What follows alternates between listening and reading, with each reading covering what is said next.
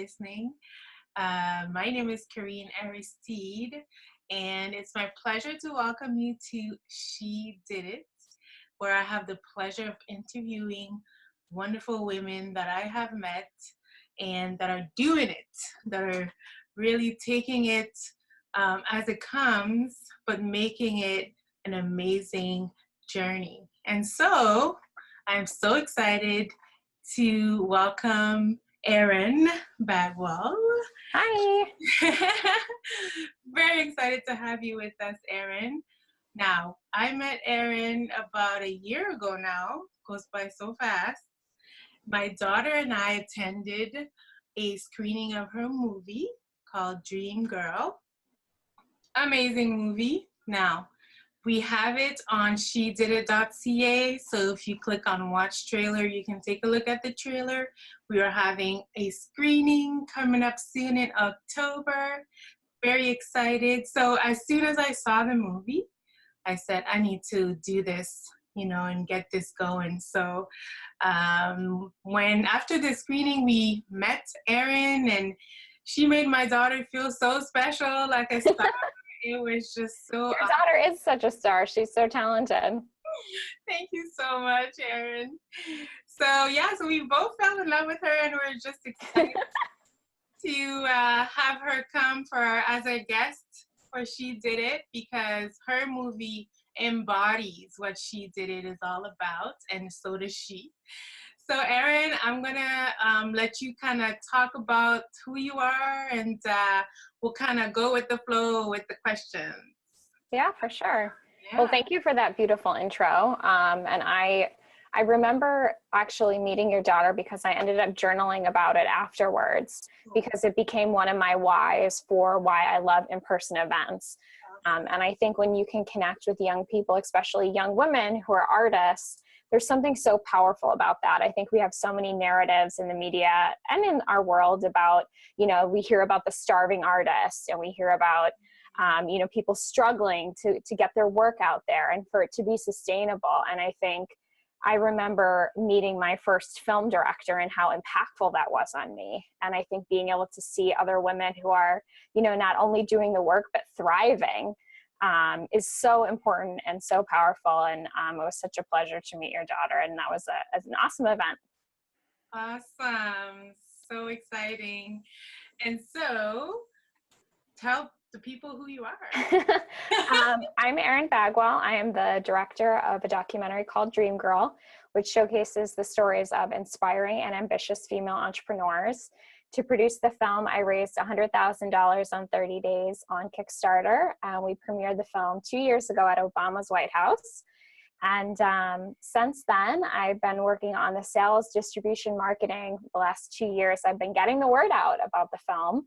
And I also run a feminist storytelling blog called Feminist Wednesday.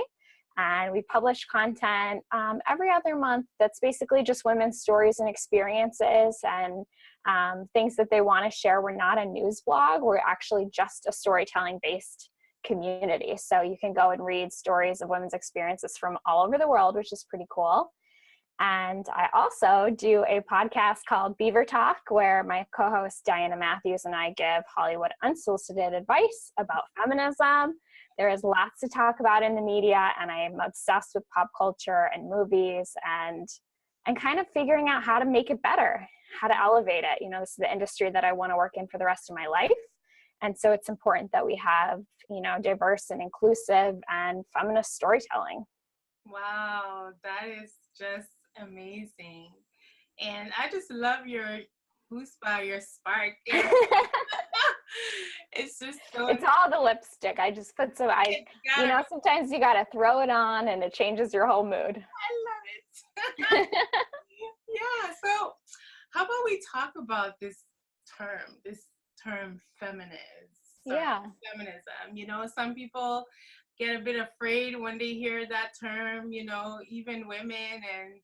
And I don't really consider myself a feminist, but there are feminists that consider me as a feminist. And really there's lots of different definitions of the word. And I guess, we want to know, what is your definition, and how is it that you are contributing to this? by being who you are. Yeah, I mean, I think feminism it's interesting because you're right, the word is very polarizing and people have a lot of different opinions on it. I think historically, there's a lot of baggage to the word, which I think is what I hope that I'm part of the reclaiming process of really kind of speaking to, I don't know. I think feminism historically in the past has not been really inclusive. It has been for rich white women specifically.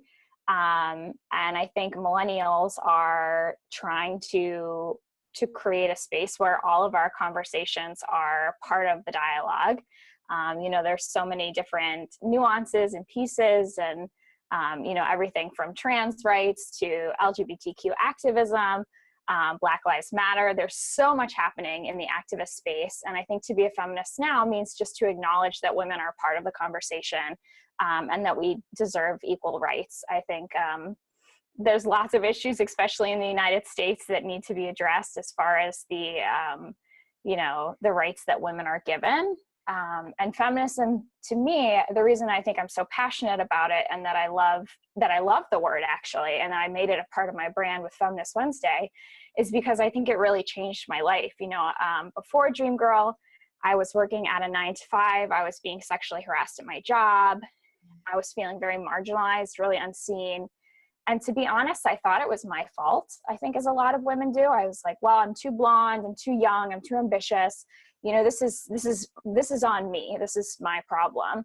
And when I understood the gender roles that were kind of at play in my culture, and I started reading more about other women's experiences, and really on feminist blogs, I was like, oh, wait a minute, this is not my problem. This is a bigger structural issue that, needs to be addressed and needs to be demolished, I think, in a lot of ways. But it also gave me options.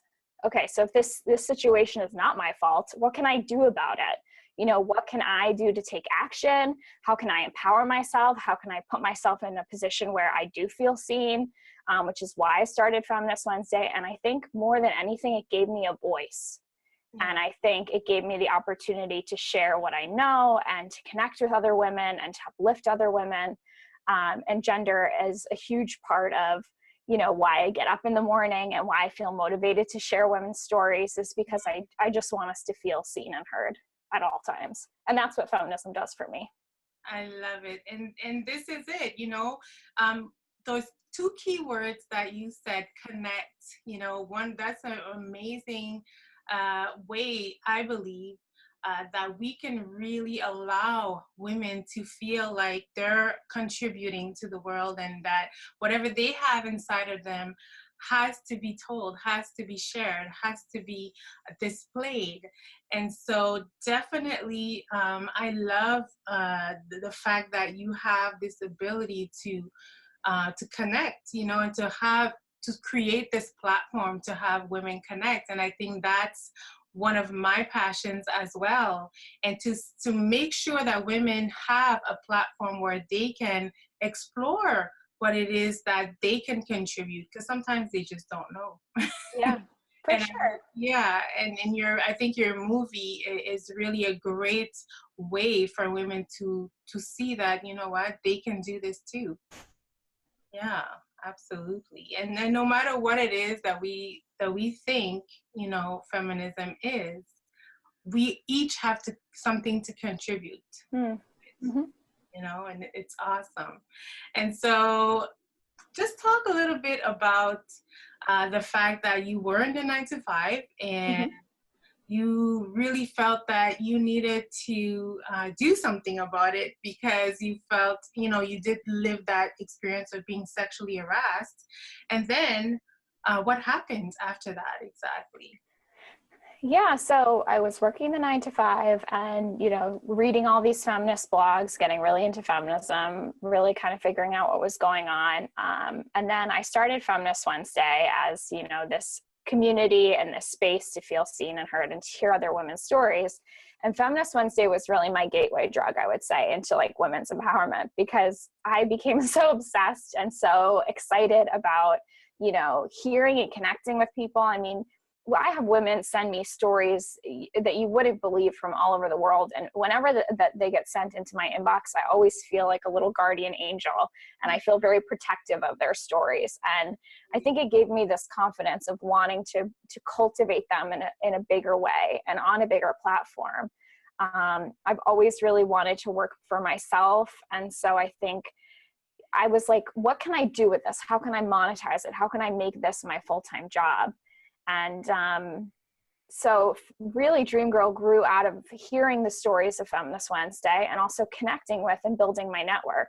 I got introduced to so many female entrepreneurs and so many incredible women in New York City.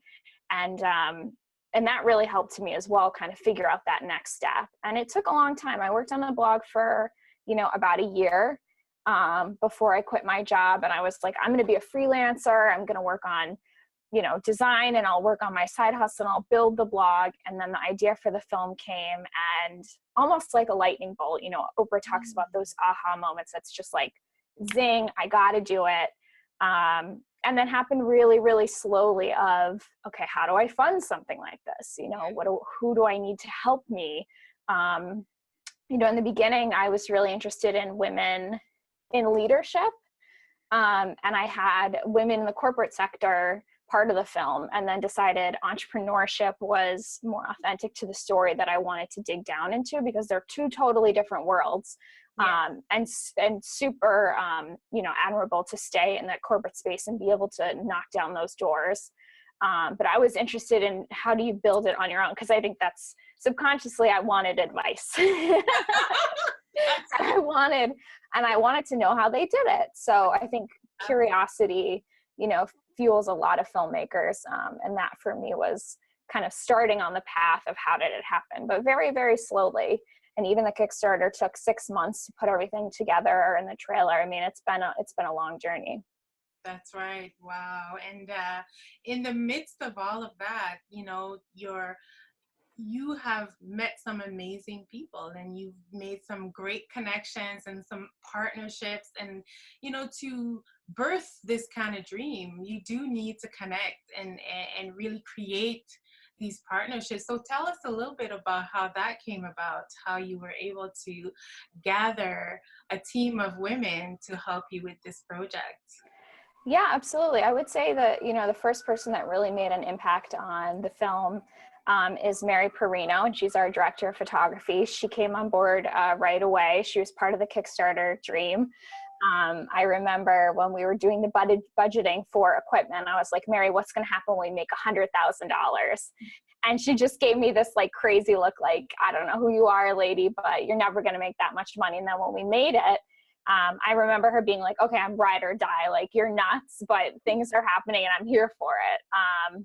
And Mary actually helped shape so much of, the visuals of what we see in the film, the coloring of, the imagery and the deep saturations of yellow. So she was a huge creative partner in producing and making this film look so stunning. And then, obviously my relationship with Komal, she found us after the Kickstarter and came on as a producer to help, really just uplift the messages in the film, our stories in the film, and was just an incredible support as well of, how are we going to build the story, and what are we trying to say, and who do we want to be really featured, and things like that. And through Komal, we actually also met Linda Goldstein Knowlton and Baus de Jong, who ended up being our executive producers, who worked on hundreds of films together, and really helped us shape this story so that it made sense, and it was beautiful, and it was impactful. And having people, veterans in the industry, give us that kind of advice as a first-time filmmaker was invaluable. And so we've been uplifted by, an incredible community of people. Absolutely. That's amazing. And, I found out that Kamal is Ottawa born, and that's pretty cool.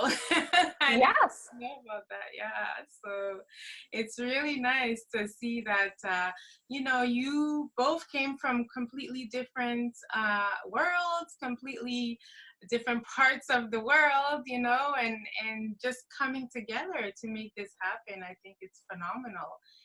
And it's important to understand that, you could be influencing people all over the world, with whatever it is that is. I'm sure you didn't realize that you would be, influencing people everywhere with this movie, and even connecting and knowing all people all over the world. So it must be amazing. And so tell us, how many places has Dreamgirl been screened so far?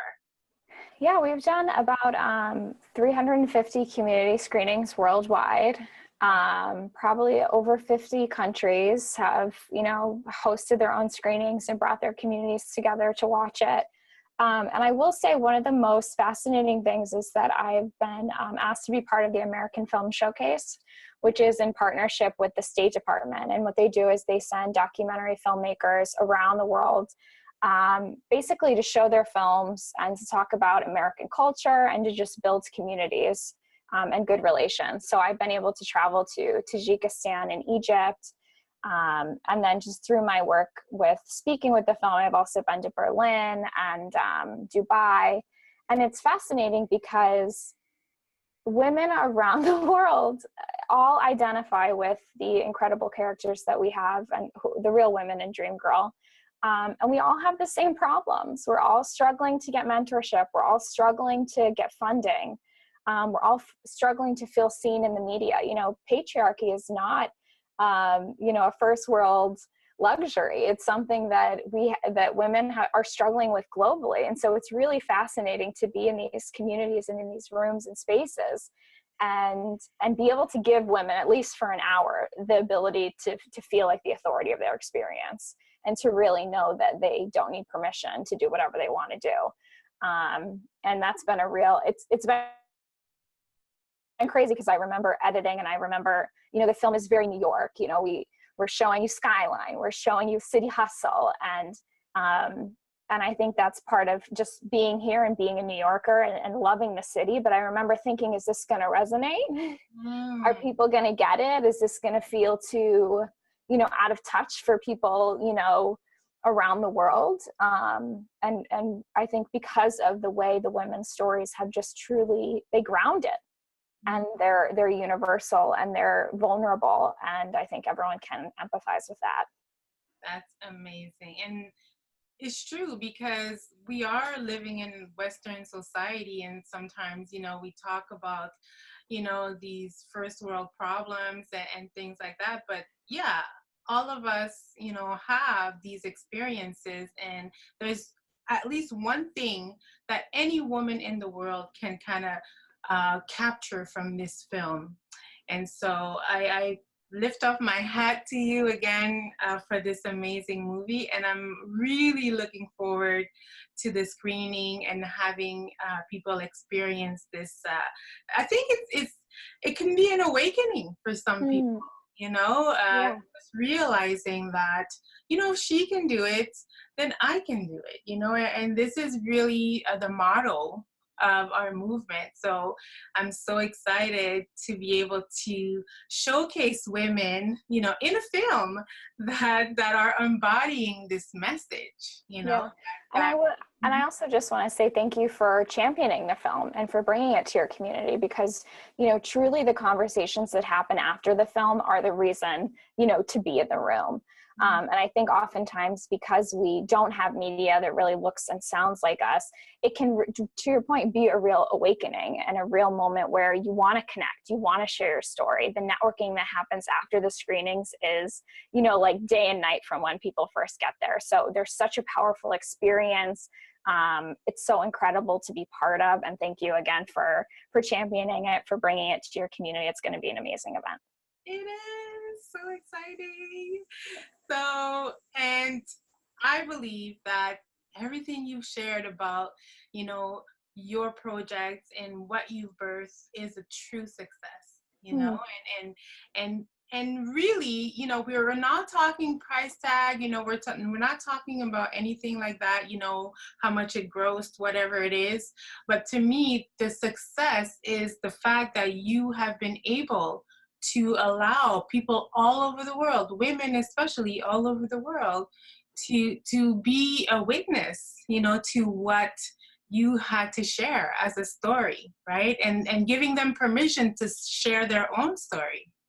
So I want to know, what is your definition of success? What kind of metrics do you use for your own life to say, you know what, this is a success for me? Yeah, that's such a good question. I think success for me is all about freedom.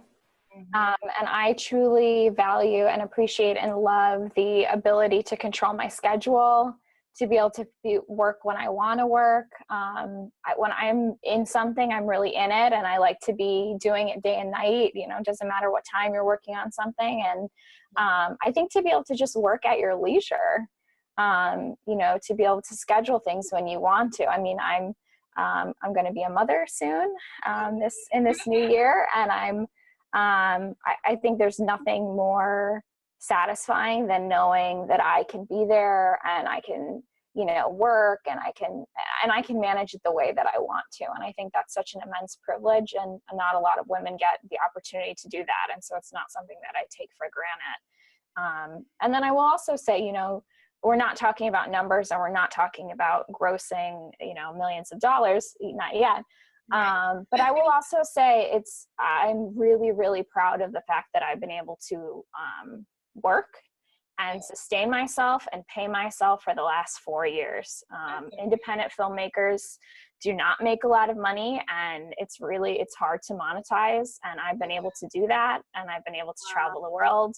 And that's incredible. It's hard for artists to make it right now. So that's something I'm also really proud of. Absolutely. And this is it. So, you know, you're such a great example of what we want to showcase with She Did It web series, because you can have a passion, but then, you know, you can't really live off that passion. So people think, you know, that's a lot of what we hear. You know, I gotta work, I gotta pay the bills, you know, this is my passion and I do that too. And so, and nothing wrong with that. You know, to me, if you love your job, even if it's a 9 to 5 job, but you love it, I'm okay with that. But if you're in a job just to pay the bills and it's killing you, then that's where I have a problem, you know? Yeah. And so maybe you can give some advice to some of these women that are listening, and they might, you know, be in a job that they hate, but then they have a side hustle, as they say, or a passion that they're working on the side, and they're kind of afraid to make that jump, not sure, you know, if they should, and you know, if this is going to be their experience, what you're experiencing right now, that you're able to sustain yourself and for the past 4 years. So give us some advice about that. Yeah, I mean, I will say my journey has been kind of strange because we crowdfunded to initially fund Dreamgirl. So I got all the money to make the film pretty much up front. And then when we needed our finishing funds, was able to raise the money through angel investment. So I had $200,000, you know, pretty much off the bat to be able to sustain myself, my team, and to be able to create the film for 2 years. But then when the film was finished, we needed to monetize, and we needed to charge money, and we needed to talk about it, and I needed to build a sales team. And then things got really real. And it was like, okay, these numbers don't match how much it takes to like have the office. Like we really needed to figure out, okay, like budgeting, how things were going to work month to month, the type of team we need, how we needed to execute everything. So it's interesting. I feel like my entrepreneurial journey is a bit of like a seesaw, because it happened in such a kind of an opposite way of most people. You're funding up front, you're building the money you need kind of to be able to launch. Yeah. And so I made lots of mistakes, but we worked with some really incredible sales coaches, and I read some sales books, and you need to figure it out. And I think a lot of times as creatives, and when we talk about our passion, we don't talk about the money associated with that passion. And I think that's a detriment to the process, because we can't survive because of the rent. You know, exposure, as I say, you know, doesn't pay the rent. And so I actually wrote like my financial manifesto, which is what I think people need to know about selling themselves as an artist, you know, how they need to message their craft, how they need to communicate to their audience, what they need to know about their audience, in an ebook called Creative Money, which people can find on my website. And basically just everything that I learned through the process and that I continue to learn and have to implement while working on the sales for the film. So I think it's a huge part of, you know, getting us from that side hustle space into full-time. It's money, right? We would all be doing what we'd love to do if we had the financials. So making that a priority of your passion, making the time in your week to do your finances and to dig into it and create space for it is so important. And it's something that I wish we talked about more. That's right. So good. And so, you know, you mentioned through that, I mean, you gave a lots of great nuggets, you know, and you mentioned that you made mistakes, you know, and sometimes people are afraid to jump because, you know, they don't want to make mistakes. Like, who wants to make mistakes, right?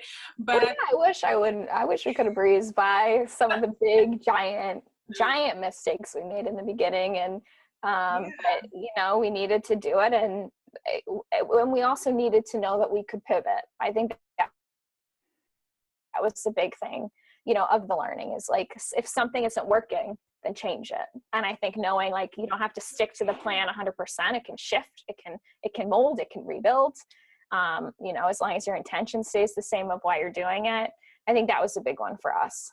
That's right. So tell me, maybe, you know, one lesson that you learned from a mistake that you made throughout this journey. Oh, so many great mistakes, and sales mistakes, I think, especially. I think something that we forget to do, and something that I just was reminded of this week, is that I think sometimes as women, we want to say yes to everything. Right. And we think every opportunity is the best opportunity. And, you know, one door can open 1,000 doors. And I think we can spread ourselves really thin. And I think kind of knowing who your audience is and being very clear with, like, speaking directly to those people and not trying to be everything to all people. If you know what your demographic is and what your voice is and who you're trying to reach, you don't need to be all things to all people. And sometimes I think, you know, we want it all, we want to share with everybody, but there's only so much time in the day. So I think really prioritizing who you're speaking to is important. That's right. I'm hearing clarity as well, you know, having clarity, because without it, you know, you'll be bouncing off the walls and not really accomplishing anything. For sure. So that's awesome. So any final thoughts for us, Erin, as we close off? No, thank you so much for having me and for spending the day chatting. It's been so lovely. Yeah, if people want to find Dream Girl, they could go to dreamgirlfilm.com. People can host community screenings. They can watch the film online. There's lots of opportunities to get involved in our community, which is great. And then if people are interested in hearing more about feminism or kind of the learnings, the aha moments, I'm doing a more personalized newsletter these days about my experience with just the things that are going on and what it takes to start something and to be working. So people can go to, it's Erin-Bagwell.com, and they can sign up for my newsletter, and the ebooks on there as well. Awesome. One final question. Yes. What was it like to meet Oprah? Oh. Queen O, her photo is around here somewhere in my office. When I need a little anything, I'll just stare at us holding hands. It really, you know, brightens one's day. Oprah is incredible. You know, I grew up watching the Oprah Winfrey Show when I came home from school. My mom always had it on. She's a real Oprah devotee. And you know, we're part of Oprah's Super Soul 100, which is how I met her, which is a group of 100 influencers and social activists who are making change in their respective industries. And we were recognized, Komal and I were recognized for the work we're doing with Dream Girl to be part of this list. And so we were invited to the OWN network lot in California to have basically brunch with Oprah. And so we got to spend a couple of hours with her and meet the other super soulers. And it was incredible. She's everything you want her to be. And I think, you know, one of the reasons Oprah is Oprah is that she's so present. You know, when she's speaking to you, you feel like you're the only person in the room. She's very, she's just very like thoughtful, and she's like a really great listener, and an incredible woman. And, you know, we're so excited to be part of her list. And it was, to be honest, a very surreal and bananas experience. You know, I just kept literally pinching myself because it just didn't feel like we could actually be there. So it was really incredible. Wow. Well, thank you so much, Erin, again. Yeah. And ladies, gentlemen, come on down on October 19th and just to meet this amazing woman. And you're going to fall in love with her as we have. So we are waiting for you to come and see this amazing movie. And then we'll have a Q&A talk show style with Erin. So Erin, we are so excited to have you here in Gatineau, Quebec. And so, yeah, thank you so much again.